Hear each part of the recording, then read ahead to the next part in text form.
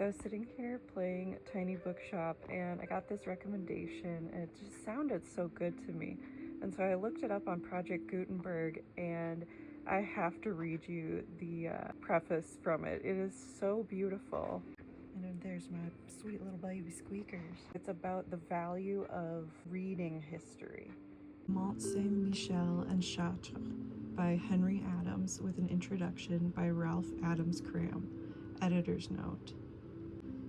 From the moment when, through the courtesy of my friend Barrett Wendell, I came first to know Mr. Henry Adams' book, Mont-Saint-Michel and Chartres, I was profoundly convinced that this privately printed, jealously guarded volume should be withdrawn from its hiding place amongst the bibliographical treasures of collectors and amateurs, and given that wide publicity demanded alike by its intrinsic nature and the cause it could so admirably serve.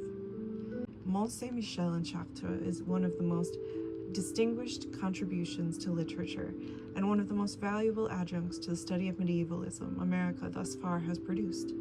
The rediscovery of this great epoch of Christian civilization has had issue in many and valuable works on its religion, its philosophy, its economics, its politics, its art, but in nearly every instance, whichever field has been traversed has been considered almost as an isolated phenomenon, with insufficient reference to the other aspects of an era that was singularly united and at one with itself.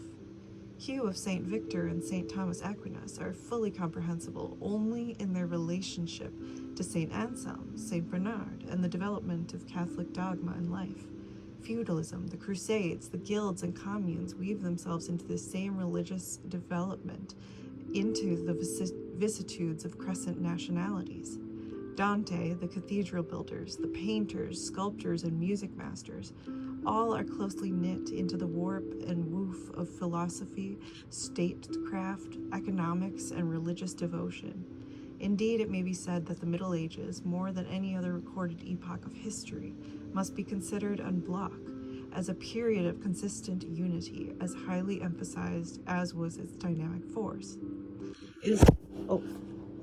Sorry, honey. I dropped it on squeakers. No! God. My poor baby. I'm so sorry. My son, I have betrayed thee.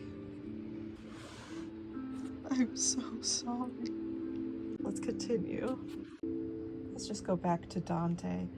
The cathedral builders, the painters, sculptors, and music masters, all are closely knit into the warp and woof of philosophy, statecraft, economics, and religious devotion. Indeed, it may be said that the Middle Ages, more than any other recorded epoch of history, must be considered en bloc, as a period of consistent unity as highly emphasized as was its dynamic force.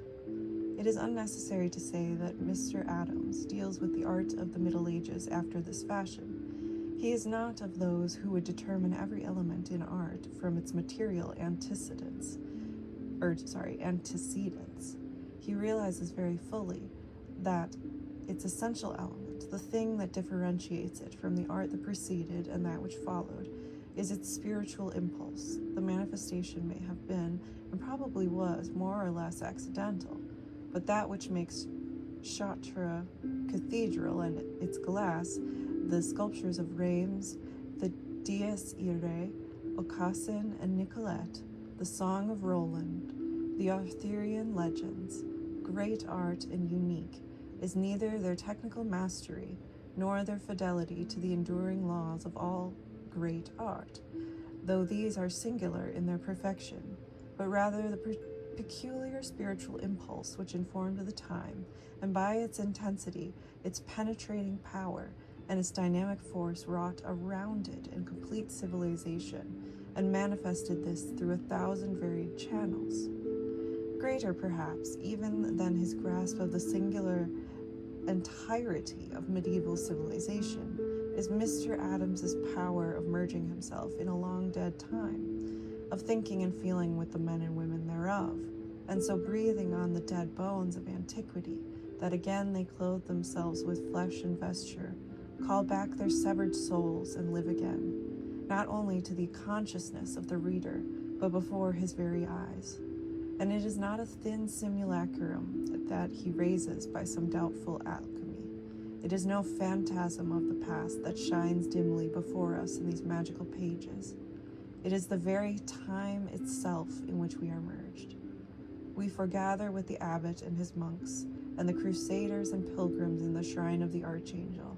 We pay our devoir to the fair French queens, Blanche of Castile, Eleanor of Aquitaine, Mary of Champagne, fighting their battles for them as liege servants. We dispute with Abelard, Thomas of Aquino, Duns the Scotsman. We take our parts in the court of love, or sing the sublime and sounding praises of God with the canons of Saint Victor. Our eyes opened at last, and after many days we kneel before Our Lady of Pity, asking her intercession for her lax but loyal devotees. 7 centuries dissolve and vanish away, being as they were not, and the 13th century lives less for us than we live in it, and are a part of its gaiety and light-heartedness, its youthful ardor and abounding action, its childlike simplicity and frankness, its normal and healthy and all-embracing devotion. And it is well for us to have this experience, apart from the desirable transformation it effects in preconceived and curiously erroneous superstitions, as to one of the greatest errors in all history. It is vastly heartening and exhilarating. If it gives new and not always flattering standards for the judgment of contemporary men and things, so does it establish new ideals, new goals for attainment. To live for a day in a world that built Chartres Cathedral, even if it makes the living in a world that creates the Black Country of England or an Iron City of America less a thing of joy and gladness than before, equally opens up the far prospect of another 13th century in the times that are to come, and urges to ardent action towards its attainment.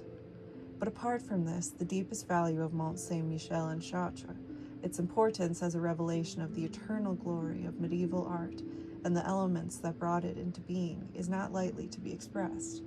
To every artist, whatever his chosen form of expression, it must appear unique and invaluable, and to none more than the architect, who, familiar at last with its beauties, its power, and its teaching force, can only applaud the action of the American Institute of Architects in making Mr. Adams an honorary member, as one who has rendered distinguished services to the art, and voice his gratitude that it has brought the book within his reach and given it publicity before the world.